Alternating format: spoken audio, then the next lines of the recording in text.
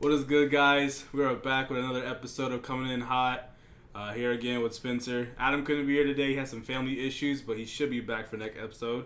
So hopefully we'll have another person for you guys. But again, we had a really busy week. Once again, it's crazy how much is going on. So we're going to try to get to all of it for you guys and keep you guys entertained. I shoot a shot. I'm coming in hot.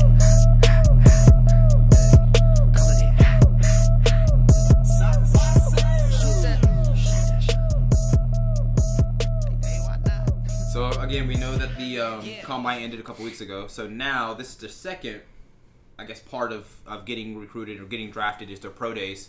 We're gonna touch on the main ones. Most of them are quarterbacks, of course, that we've seen in the pro day. The first one I want to talk about was someone that was hurt during the offseason and got hurt in the bowl game, but Matt Corral from Ole Miss. Yeah. Really good player, of course, during the season, played really good. But the thing about it is that when he got to his bowl game, he got hurt, high ankle sprain. A lot of people were saying you shouldn't play in the bowl games for that exact reason, but he said, I want to play with my team, my last year. I respect that, right? So he came out and played, got hurt, unfortunately. Now here's his pro day, first time we've seen him in action since that injury. Mm-hmm. And to me, he played, he actually threw the ball very well. Not bad, yeah. Very well. He didn't, if you looked at him when he was running the plays, you really couldn't see, which angle was the one that he injured. Yeah, no. He didn't seem to be favoring one.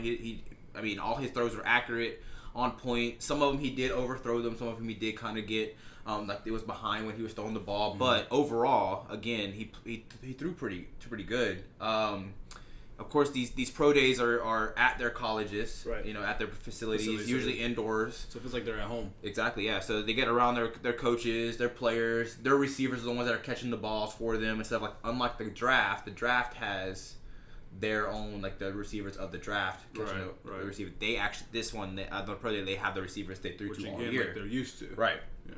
So, and then, of course, the NFL teams go and they see, we liked him, we didn't like him, so forth and so on. Matt Corral, 31 of the 32 teams of the NFL team showed up to watch him. So, one NFL team didn't come, didn't specify who it was. I wonder who it was. That one team didn't go, but still, to get that turnout is nice. And he's it said a 2010, so 20 plus passing touchdowns when he was over at Ole Miss and 10 plus rushing touchdowns. He kind of displayed that in his pro day with rolling out, throwing the ball on the run. Mobile. Yep, mobile quarterback throwing the ball on the run. So, to see his first action back from an injury, he was pretty nice. Again, I didn't even know he was doing anything in the offseason. But like they said before, if we have these three quarterbacks, main quarterbacks are going into the draft. They were saying, all of them can be first-round picks. None of them can be first-round picks. Yeah. This draft is a little bit weird, but Matt Corral was nice. I did like his pro day. Like you said, I think like you said, as far as not knowing what he was going to do, hurt on the bowl game, everything like that, I feel like him coming in, he kind of wanted to prove himself. He didn't want them to doubt him. Like, all right, maybe he is injured. Should we draft him here? Should we draft him there? I think he is going to fall to second round. Just because of everything else above as far as offensive linemen, defensive linemen, some wide receivers. Second round, though? Second round, yeah. Second round. But why is that? Because in the mock drafts we've seen, they're talking about him going in the first round to, like, Washington or even they're talking about the Falcons, right? I think he's still going to a first-round pick. I think it has to do with trades, and I think it has to do with, again, all the other people that had better pro days, in my opinion, than what he did. Now, again, he did show out a little bit. But I think some people had better pro days that he could have done better in as far as, like, accuracy, distance, stuff like that. Yeah. And plus, again, he played at Ole Miss for, 2 years? Yeah. So maybe there's more tape on somebody in all 4 years than it is in something else. That's true. So, but are you comparing his pro day to, I want you to touch on Malik Willis next. Yeah. Like, are you comparing him to his? Malik Willis, can you pick it? All of them. Yeah. Because, when you think about it, Malik Willis' pro day, boy balled. I saw one throw where he was rolling to the left. Somebody came up like they were faking with him. He rolled back and just on the run threw it like into the pocket. And he was even pumping up the crowd there. Yeah. He was hell of a throw. Yeah. He was more, I guess, I won't say a doubter, but again, Liberty. No, for real. I don't know where Liberty's at. For real. I'm not going to lie to you. Yeah. So the fact that he was able to go to that pro day and kind of show out with people there, I saw that they have him projected after his pro day number 2 overall. Number 2 overall pick? Yes. To who? To the Lions. You got to think about it. Jared Goff? But But you're telling me they don't. But okay, Jared Goff could run the Lions' offense. You're telling me that Malik Willis would go in and start over Jared Goff? I'm not saying start, but he has a good chance of at least playing in the middle of the season. Come on now. Okay. So I think that with him doing that, and again showing off his arm talent, we already know he's mobile. Yeah, I don't think he ran a 40, but you don't have to see that. He's another 2010, the one over 10 rushing yards. He had 878 rushing yards. Yeah. 800, almost 900 rushing yards as a quarterback. I know. It's about to be the 1,000. He had 13 touchdowns, rushing touchdowns as a quarterback. There you go. So I think that, again, him trying to propel himself into being the talk of I want to be the number one or the first quarterback taken. Yeah. Because everybody's thinking it's going to be Pickett or Sam Howell or Matt Corral, but he's like, okay, just going to fall a small school liberty. Yeah. Let me go ahead and do it. Yeah. So I do kind of compare it to Matt Corral's and Malik Willis's because, again, they will compete maybe on down the road. So you kind of have to compare it because if you're going to be a GM or a coach and you go to Malik Willis's pro day and you see him throw immaculate throws and it's like, oh, this kid can throw. And you go to Matt Corral's, it's kind of underwhelming. Yeah. You're just like, okay, well, who would pick him over that? Right. Unless it's more of an IQ thing. Yeah. That you can but still, I could see technically I could see all three of them. Like, again, you just hit on Pickett. I think all three of them could be a first round pick. I don't see Matt Corral going to the second round. No. I mean, that's kind of crazy if it was me. But I mean, like you were saying beforehand, Malik Willis wasn't one of the main quarterbacks that was in the talk. It was Kenny Pickett. People are saying Kenny Pickett's going to be the number one quarterback taken in the draft. You know what I'm saying? And now it's like Malik Willis might be taking that spot as that first quarterback that might be taken in the draft due to his combine, his pro day, his size, his strength. Again, everything like these blowing these franchises away. Kenny Pickett, again, we're going to touch on him. His pro day was very nice as well. He had nice deep balls. Right, for sure. Again, throwing to receivers he knows. Mm-hmm. Accurate when he was throwing the ball, especially his slants. He was throwing them on a dime. I mean, he's a throwing quarterback. He had over 4,000 yards throwing last year. And that's a lot for a quarterback. Oh, yeah. I mean, it's a lot. In college. Right, exactly. So we know he can throw. Yeah. We know he can throw the ball.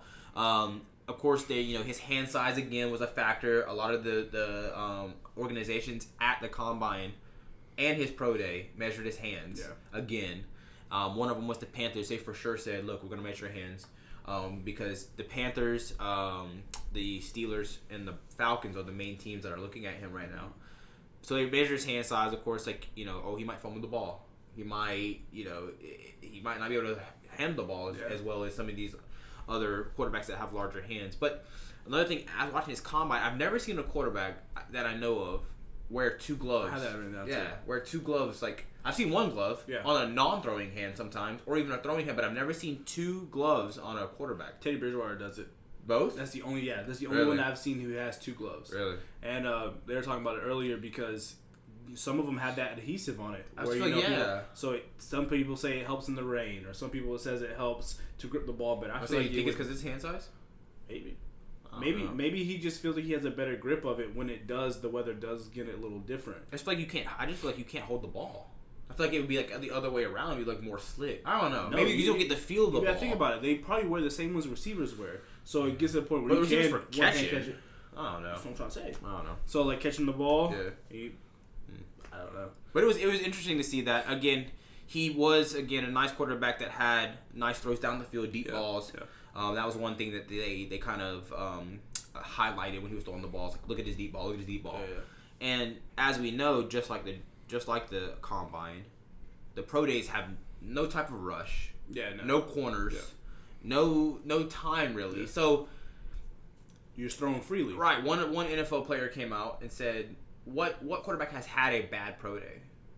Not much, right? Because again, you can go out there and throw the ball all the time to wide open receivers that have no coverage, that you're used to throwing to, that you're in your own facility. You can throw these nice balls down the field. Now, can that transcend into the season? When you have somebody rushing at you, when you have a corner that's one of the best corners in the league, how is that going to transpire into, the actual game? So I sometimes wish that pro days would be more realistic. I wish they would give people like, okay, I want a corner on him right now. I want me to give me an offensive line, some type of game simulation. Yeah. That way, right?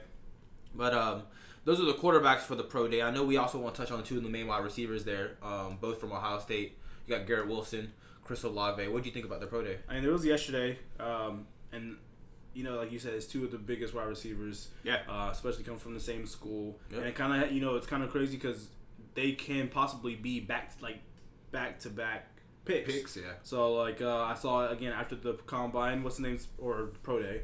Garrett Wilson's projected to go 10th overall to the Jets. Chris Olave 11th to the Washington Commanders. So there's a chance they can go back to back picks. Yeah. But they had C.J. Stroud throwing to him, so the quarterback now, and then they had Cardale Jones throwing to him as well. Oh, nice. From 2014. That's so those two were throwing to him. But it was crazy just seeing them, and they had other people as well. But of course, they came to watch those two. Right.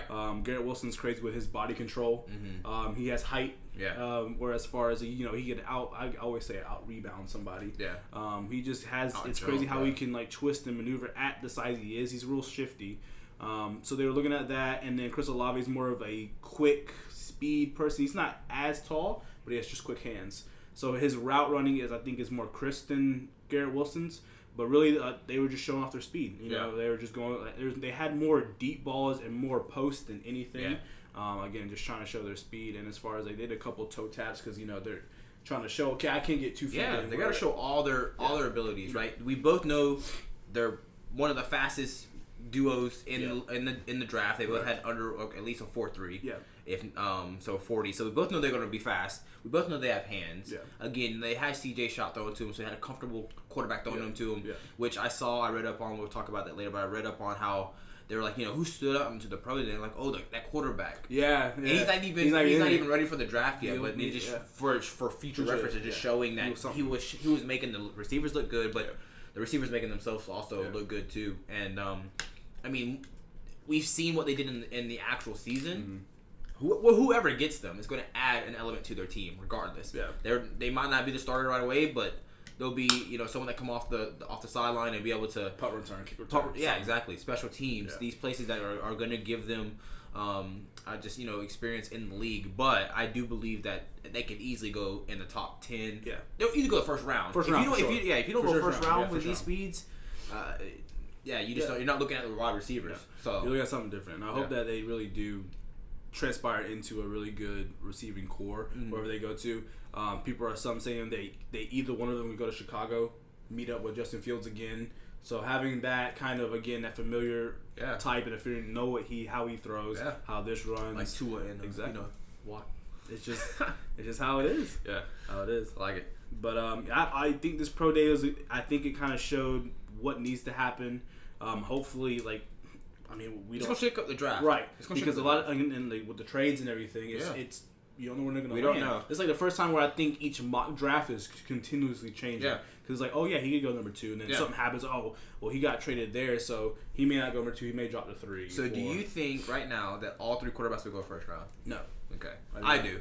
You guys let us know if you think that all 3 quarterbacks will go first round. I think prove them wrong. The main ones, Malik Willis, Kenny Pickett, and of course Garrett. No, the third one.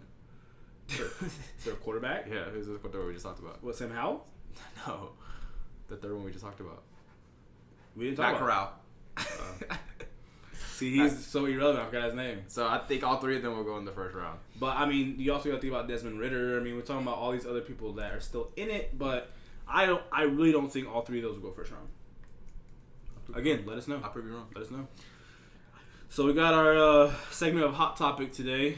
A couple crazy things again that's just changing.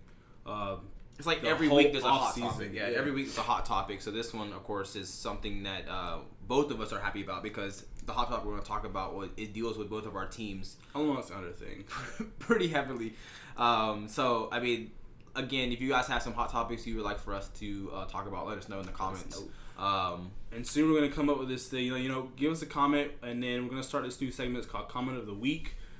So you give us a comment, and then we'll go over that. We'll let you know what we think about it, what we disagree with, or if we agree with, and that way we kind of interact with you guys some more. But I mean, this hot topic is crazy. So first one, before hitting on our own team, we'll talk about the other one that's not on our team. I'm down with that. Is Devontae Adams. I know the podcast beforehand. At the time, he was still on the Green Bay Packers. As we know, he's been traded to the Raiders. joining back up to his quarterback from college, Derek Carr. Fresno State. They both, of course, they wanted to join up last year when they were talking about maybe he might be leaving. He stayed again, but Derek Carr got his guy. Devontae Adams went over to the Raiders as a trade, which I was surprised for what they got for the best receiver in the league. In my opinion, the best receiver in the league. Yeah. This is the best receiver. They got a first-round pick, number 22. A second-round pick, number 53. That's it. For the best receiver in the league.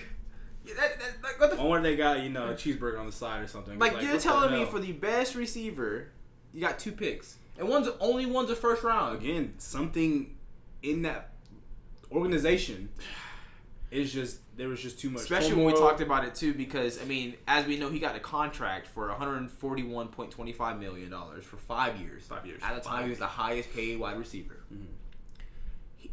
The Packers offered him more money to stay there. He turned it down. Yep. So not only turn around more money, but turn down Aaron Rodgers. Turn on Aaron Rodgers, which Derek Carr, hell of a quarterback. Yeah. But Aaron Rodgers is a better quarterback. Yes. And we know everybody knows connection. That. Everybody knows that. They had the connection. They had a connection. I feel like Aaron Rodgers could throw that thing with his eyes closed. Yes. And he finds Devontae Adams. But I think the relationship between the two fucked up whenever Aaron Rodgers was like, okay, I'm going to take that money again. Mm-hmm. And you deal with the franchise tag, which Devontae Adams at the time said, I'm not playing under the franchise tag, like he said. And I think that's also kind of what split him up is he felt like he wasn't supported by his quarterback, by his man, by his dude. Like, you're supposed to be my guy. You took all the money, and now I was like, okay, bye. But then again, the Packers turned around and offered him more money than the Raiders do. Because I think they knew they messed up. Yeah, they knew they're like, and he was like, no, I'm gonna go play in Las Vegas with my boy for 5 years. And again, get all that money. Mm-hmm. So the Raiders, they going back to the AFC West again, already a stacked conference, which again comes with the Chiefs, the Chargers, and the Broncos, and now Las Vegas. So and then they add another piece here to a team that already had a decent amount of weapons. Again, you have Waller, you have underrated receiver in Hunter Renfrow, in my opinion. Yeah, for sure. They added Demarcus Robinson from the Chiefs, which he's had a significant role with the Chiefs over time. Right. Of course, the Chiefs added pieces, so I think that's kind of what got him out. Josh Jacobs. Josh Jacobs in the backfield. Running back. Yep, and you got Kenyon Drake, which is also a nice catch and running back out of the backfield. Yeah. I think it changes the whole aspect of that offense. It just adds a whole nother, again, like element to it. Yeah. Where as far as, okay, we gotta look out for the Raiders. I saw this thing today, Colin Cowherd, he was ranking where he would put each team, and in the AFC West, surprisingly, he had Denver at first, and then at the very bottom he had the Raiders. And he's like, but the Raiders can still make the playoffs. He still thinks that the Raiders at the bottom, it still would be 1 or 2 in another conference. So he had him at the bottom of the AFC West? Yes. Do you have him at the bottom of the AFC West? No. Who you got? Where you got him? I got him at 3rd. So who got, just real quick, with them adding him. I got Chargers at 1st. I got... Chargers at 1st? Chargers at 1st. We don't gotta go into that again. I already tell you. Top 5 QB. I got Chargers at 1st. I'm gonna put... See, this is where I get mixed up. I don't know if I want to put Denver 1st, or do I want to put... second, or put Raiders 2nd. I don't know. You put the Raiders over the Chiefs? The only reason I say the Chiefs is because, again, we're going to get to it, but they lost stuff. But they still got the one, in my opinion, again, talking about the first or second quarterback in the league. Yeah, I get that. I had him at 2. I get that, but losing such a key piece to a team... One key piece. Can change... One key piece. But that is a key piece, can change the whole aspect. We'll see how Aaron Rodgers does without his key boy. You know what I'm saying? Yeah, but that changes... Because how many touchdowns goes to this one key person? It could break that number in half, and if you put another, I won't say mediocre, but a less valuable or a less skilled receiver at that thing, that quarterback doesn't look as nice. You never know. But I think I'm gonna go Chargers. I'm gonna do Raiders, Chiefs, Denver. That's just me. Again, let us know what you think. I think it is. I think it's gonna be. But again, I'm with. I'll keep Chargers at 1 with you. Yeah. I'll keep Chargers at 1 with you because again, their defense stacked, offense is stacked, all of it's stacked. So I think they'll be at number 1. 2, I still got the Chiefs. I don't care if they lost Tyreek Hill. You still got the second best quarterback in the league, which he still has his offensive line, still has weapons. He still has weapons, period. Yeah. He can make a weapon out of Mecole Hardman. Again, not someone that you really hear about, but he made a weapon out of him. Mm-hmm. You still got Josh Gordon. Yeah. You have Juju Smith-Schuster. Valdez-Scantling now. Juju Smith-Schuster. Bro, these are wide receivers that can play the game, and you got one of the best quarterbacks in the game. Anyway, second. Third, man. I'll have to put Denver. I guess I'll put Denver third and fourth, the Raiders again. But like although, again, the Raiders really can't be in the bottom. I mean, again, but they can be a 1 or 2 in a different conference. Let's say you put them in the AFC East or something like that. They could easily be number 1 or number 2. So that's what I kind of went into. But again, that just adds another, element to it. And I think Derek Carr needed that because, again, especially somebody he's played with at Fresno State for 2 years. I feel like just crazy. It's a trade that shook the entire league. I didn't think Adams would have left the Green Bay Packers. Something went on. And again, to leave the Green Bay Packers and want to take less money in it. And again, at the time, he was the highest paid wide receiver in NFL history. Yeah. And he would turn down more money to make him even more the highest paid. We just want to know what's going on in the organization. A lot. So now, if we're going to talk about the actual highest paid wide receiver, Tyreek Hill from the Chiefs came to the top. To 305. Came to us. Thankfully, we had to make a huge move in the offseason.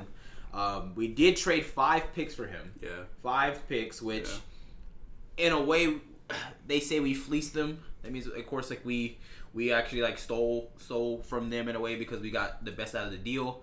I don't know. I mean, there's 3 picks for 2022, which is this year, of course. And 2 picks and 2 for 2023. But we kept our first round picks for 2023. But still, you gave out your first round pick, number 29 overall. Right. You gave up your second, number 50 overall, and a 4th round.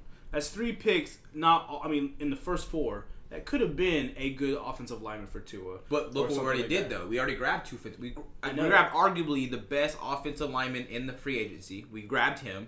We got another offensive line from the Cowboys. So we were building around him in our front. Got weapons for him. We added, of course, the fastest receiver in the league in Tyreek Hill. We had the second fastest receiver in the league at Jalen Waddle. I don't know about all that. Watch. And then we added Mostert, which, of course, Raheem Mostert is a running back. But if we look into the last 5 years, the fastest speeds in a game that they've calculated come from those 3 people. Yeah. So we have the fastest offensive. We have the fastest offense in the league. Yeah. You're telling me we got cornerbacks going to keep up with Tyreek Hill and Jalen Waddle in the system that McDaniels brings to us, with how he destroyed the league with Deebo Samuel? Now he has somebody who's just as quick, just as electric, or even more electric than him. But guess what? It all depends on. I don't want to fucking hear it. It all depends on. Who? Say it with me. He gonna go off. I'm so tired of people talking about this man. I'm just saying, he though, gonna play the game. I think, don't get me wrong, him going to Miami, I think could change the culture of the game, or change the culture of, again, because Miami's been here, they've been there. There's some years they're really good, some years I think that is, again, like just like Las Vegas, a missing piece that they needed. But to me, Tyreek Hill is going from Patrick Mahomes. Which they had 46 TDs together. That's the second most between a QB and a wide receiver duo in right now. Right. So I think first would probably be Aaron Rodgers and Devontae Adams. But he went from that to maybe a quarterback that can get him the ball. Yeah. I'm not gonna say he's not gonna, because Tua is not bad, but is he Patrick Mahomes level? No. So I think it's crazy. Again, something must have happened. No, I mean, they said it. He wanted to get the extension. He sees these wide receivers getting paid money. He said, look, Chiefs, lay the money on the table or I'm being traded. And they traded him. And then the Dolphins make him the highest paid receiver in NFL history now. Yeah. The highest paid receiver. We gave him a $120 million extension for 4 years. $72.2 million of it's guaranteed. The highest paid wide receiver. Why wouldn't he come to us? You know what I'm saying? Because he could lose. He could.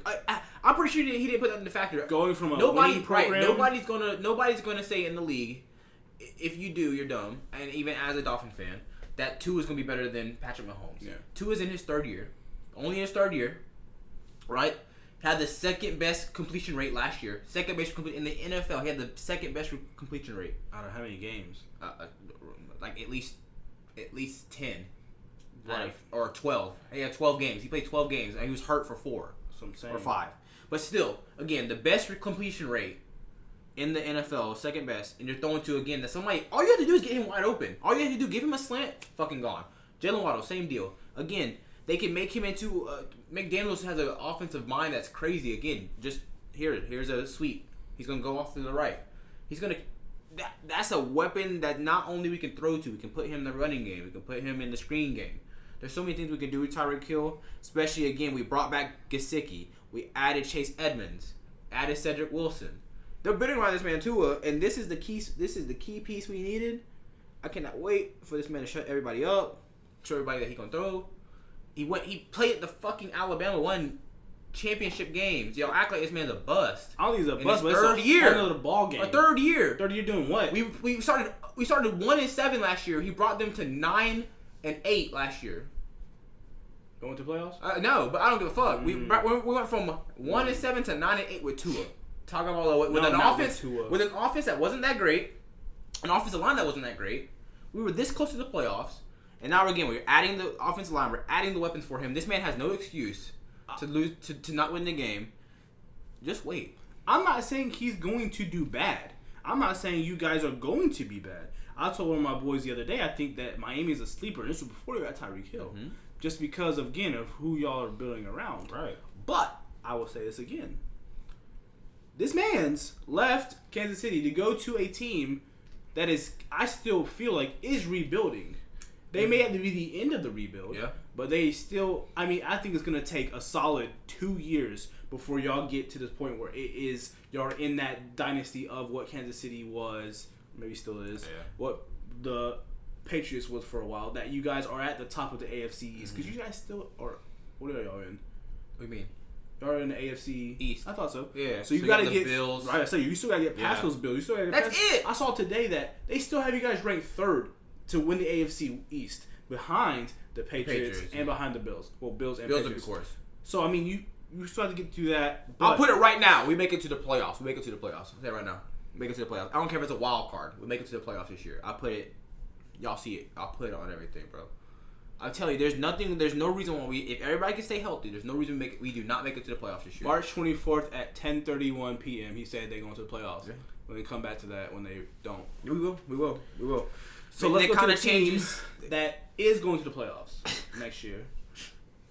The Browns. Picked up Deshaun Watson. That's it. That's it. What else do I do? What do you mean? What do you mean? Deshaun Watson to the Browns changes that whole offense because again, 6 Baker Mayfield was what was holding the Browns back. I liked him as a person, his moxie, his attitude, his swaggerness to him. Good. Now he did bring us to the playoffs 1 year, but out of the 4 years, number 1 overall pick, what he's supposed to be the franchise quarterback of this team, took us to the playoffs 1 time. All the other seasons we had losing seasons.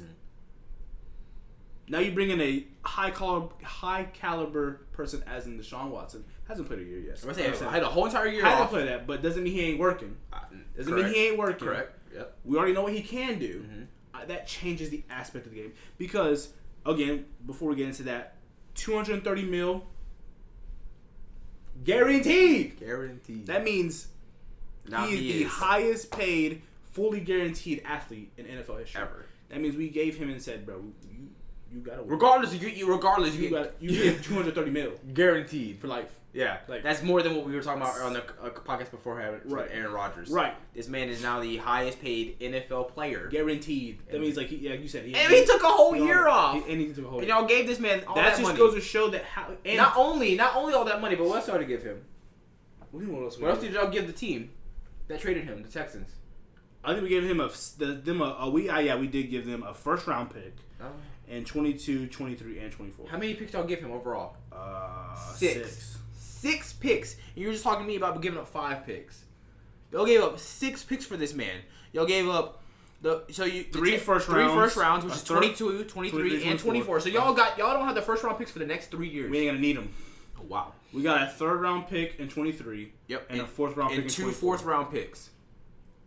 Well, who y'all grabbing in the next 5 years, Bryce? Or the next 3? Who the hell need y'all? it. We ain't gonna need it. How? We ain't gonna need it. How? We're gonna be stacked. What you mean how? Bro, think about this. No, I'm not gonna be wrong. Deshaun Watson is a great player. Don't get me wrong, a great player. You don't have Jarvis. He's gone. He's not gone. We released him. He has not been traded yet. He been released. He coming back home. He been released. Coming back home. You got Rashad Higgins. We don't need Rashad Higgins. You don't have Austin Hooper. We don't need Austin Hooper. You're losing these weapons. You go to a quarterback that's okay. I'm not saying Baker's down here, but I don't think Deshaun Watson is exponentially better than Baker Mayfield. This man. How? How is he not exponentially better? Okay, we look at Baker's best year, which was what 2019 into 20, or is that what was it? Yeah, or 20. The year we went to play right. 11-5. Right, 11-5. A great year. That's the best you've seen Baker play. Everybody goes, "Oh, Baker's this guy. He's our franchise quarterback. He threw less than 10 interceptions. He threw like 8 interceptions. All these touchdowns." If you get that healthy Baker, and in that system, I think he could play. Deshaun Watson, you're telling me he is exponentially again better than Baker Mayfield. That he's gonna like. Y'all think you're what? You're gonna win the playoffs. You're gonna go to the 8th, like the freaking AFC championship game this year because you got Deshaun Watson. What differently is gonna? I mean, yes, he's gonna win more games for you. We all know that. He's gonna be dual threat quarterback. We all know that. But again, what is gonna be the part that's gonna be like? Yeah, he's taking us to the promised land. It's Deshaun Watson. No. Think about this. You said that they were happy because Baker had a season where he didn't throw 8 interceptions. Yeah, less than 10. Right. That's horrible. Bro, why should it's not. If you're a single digits in interceptions, but I'm saying though, why should that be a good thing? It should be like. You said it. No, I'm saying like how many times have he had to throw more than 10 interceptions for us to be happy he didn't throw 10 interceptions? I get it, but he's only also Deshaun Watson does that every year he's played. So that's what I'm saying. We're gonna have more opportunities to score, and plus, now it's coming out that Baker was like pouting and very, I wouldn't say whiny, but in the locker room, I think we just have a leader in Deshaun. Deshaun had to go through all this stuff with everything that's going on. He's been wanting to play. This is how the offense is gonna look if everything goes. You got Deshaun Watson at quarterback. You got the best backfield in the league in Nick Chubb and Kareem Hunt. You can't even argue about that. Amari Cooper. Mm-hmm. And then you got Njoku and Harrison Bryant at tight end. Mm-hmm. Mediocre, but okay. Mediocre. Njoku's a mediocre tight end. Bro. Anyways, beside the point. DPJ on the other side. Mm-hmm. And y'all know who DPJ is? Probably not. Continue. Donovan Peoples-Jones. Right. And then if we want, we can add somebody else to this side. If you want. But I'm saying. But again, you didn't name me no weapons that blow me away. Like, again, no we got weapons. Tyreek Hill. No weapons. Amari Cooper don't blow you away. Okay, one. And also, one. I think that, again, this offense alone, best offensive line in the league. With letting go of Treader and the other guy you told me you guys let go of? No, we only let go of J.C. Treader. Yeah. Okay. I mean, we can bring another center. Mm-hmm. But I'm saying, with this offense, again, just the way he's working into it, Deshaun Watson, at being, like you said, a dual threat quarterback, his IQ is a lot better than Baker Mayfield's, I think. And again, having the best backfield, I'm not going to say this year we're straight there to the AFC Championship. I'm not going to say that. Because he still has to learn this system. Yeah. But as soon as he learns that system, my guy, you're talking about you don't have easily, again, one of the top tier quarterbacks, damn sure the top tier number 1 backfield, and a very good wide receiver, and a very good wide receiver. Hold on. One. Let me finish. Another young wide receiver in Donovan Peoples-Jones. Look up his stats, so you can say, "Oh man, he actually did have a good year last year with Baker Mayfield." We can compare him to Cedric Wilson, in my opinion. Then I don't care. Either way, that can be what molds the Cleveland into finally being the team that they're supposed to be. Because again, if you look everywhere, Baker was the. Oh well, I don't want to say Baker. Quarterbacks have been the one thing that Cleveland has not had. Mm-hmm. I mean, there's a plethora of QBs from I don't know when it started. Yeah, that have gone through at least 18. Yeah. Well, this could be the one. This could be the franchise quarterback. I agree. That we need. I agree. To turn around. I agree, and that's why I think they are easily one of the top teams to look at as far as offense goes, and maybe even defense. So with that being said, for our closing to go into, we talk about offenses, right? Who do you think is the best offense in the NFL? Adding these key pieces, adding a Tyreek Hill to the Dolphins, adding Devontae Adams to the Raiders, adding Deshaun Watson to the Browns. Who do you think out of the entire NFL, AFC, NFC, or if we're going to break them up in two, who do you think is the best offense in the NFL? You want to break them in two AFCs? Yeah. So go AFC and NFC. AFC, I want to say the Browns, but I'm not going to say it because we still are missing some pieces. I think they're up there. I'm still going to go in the AFC. I'm still going to go to Chargers. I still think the Chargers had the most explosive offense in the league. Again, with a top 5 QB, with the wide receivers they have, with re-signing Mike Williams, and having Keenan Allen, Austin Eckler behind. He's a great receiving quarterback. I mean, running back. I think that they are top offense. Now, I kind of fight with that a little bit with now Derek Carr and the Raiders because, again, adding the best wide receiver to the league with a good quarterback in Derek Carr. And then as far as NFC goes, I mean, you are losing. I was going to say the Packers, but you're losing again, Devontae Adams. So I'm going with the Bills. I think the Bills, Josh Allen, who he has. You said NFC. NFC. Bills aren't in NFC. Oh, my bad. I did say NFC. Yeah. AFC. Yeah. AFC. I think AFC for sure is going to be the Chargers. NFC. I'm going to go with Tampa Bay. Yeah. Tampa Bay. Yeah. Tom Brady coming back. Them having all the weapons back. We still don't know about Gronkowski, but I'm pretty sure he'll come back. Mike Williams, Chris Godwin. Yeah, we don't have Antonio Brown yet, but they still, like I said, Gronkowski, AJ Howard, Leonard Fournette resigns. I think, again, with the GOAT behind the helm, they are going to be a hard offensive stop. I think that they're going to be top. And they can kind of fight with, I'm not going to say the Chargers, the Rams, because they're losing a lot of people too. Yeah. Robert Woods isn't there anymore. He's not there. OBJ might not be there. Right. He might so not it's be like there. that. I'm gonna go with Cardinals. Cardinals again, healthy. Yeah. Healthy. D-Hop. Yeah. You still got Kyler Murray. He's a weapon himself. Knows what he's doing. That's like running. They don't have Christian Kirk no more though. No, Christian Kirk no. But they do have a good running back in James Conner. Yeah. I think they did add Zach Ertz. They actually signed him this time for a good deal. So I think that's gonna be something that they have to fight on. But it's just. There's so much firepower in all offenses. It's hard to pick one. Yeah. That's what I mean. It's just tough because AFC. If we look at all together, AFC is definitely the more powerhouse in offense because again, you have the Chiefs, you have the Chargers, you have the Raiders, you have the Bills, you have the Dolphins, you have the Browns. All these AFC teams. If I had to narrow it down to one team you got the Bengals even. You know what I'm saying? They got so many offensive teams. Yeah. Man, if I had to choose one, I'm with you too. Though it'd have to be the Chargers. I mean, you got, in my opinion, probably some of the best wide receivers in the game with Mike Williams and Keenan Allen. You have Justin Herbert, very good young quarterback. Austin Eckler in the backfield. I think Cook's still their tight end. Yeah. So I mean, you have very good offense there. It's tough to stop that offense. I'm going second with the Dolphins, but I'm saying Dolphins have the second best offense because we have the fastest offense in the league. But if I had to go NFC, I'm with you too. It has to be Tampa Bay. I mean, who else has the weapons that Tom Brady have with Godwin, Evans, Fournette? They brought back Fournette. I mean, not many people know who Scotty Miller is, but Scotty Miller's a fast receiver that can ball. We all know Gronk's coming back. Yeah. So Gronk coming back to catch the ball. I don't see anyone else that's really topping them in the NFC with the best offense in the league. It's going to be interesting to see how that league shakes up with how that division is. And again, Green Bay losing some of their main people too. Green Bay doesn't have that people over there anymore. Aaron Rodgers doesn't have his weapons to throw to, and he just signed a 4-year deal. He gonna retire. He gonna be in a shit show. So, but yeah, I mean. I'm very excited to see what this next season brings us. I just think it's going to be a huge shakeup in what the AFC does. I think the AFC is going to be huge. Watch out for them Dolphins, let y'all know that right now. But I think that's. I'm curious. I'm really curious to see how it's going to end up. I'm ready for it too. I mean, hopefully soon we'll be able to. I can't think of anything else happening. There's so much happening. Hopefully, other than the draft. Hopefully, there's no more trades. There's so much to keep up with right now. It's crazy how much this is the craziest offseason or free agency ever. Oh yeah. Ever. Biggest offseason I've seen. Ever. Yeah. So guys, let us know. Again, let us know who you think is going to be the best offense in the NFL. leave us a comment on our YouTube channel. Please subscribe to our YouTube channel. Again, thank you guys for tuning in for episode 4.